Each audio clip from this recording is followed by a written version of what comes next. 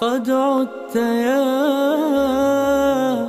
شهر الهدى، يا رحمة تسع المدى، يا طهر. اليوم 5 رمضان نقوم بتوزيع 100 وجبة على أهالي مدينة البرج في ريف الحوزة. للجمال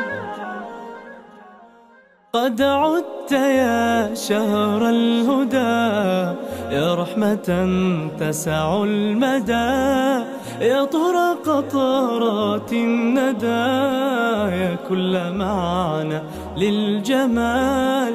أرواحنا مثل الحمام نشتاق من عام لعام، أرواحنا مثل الحمام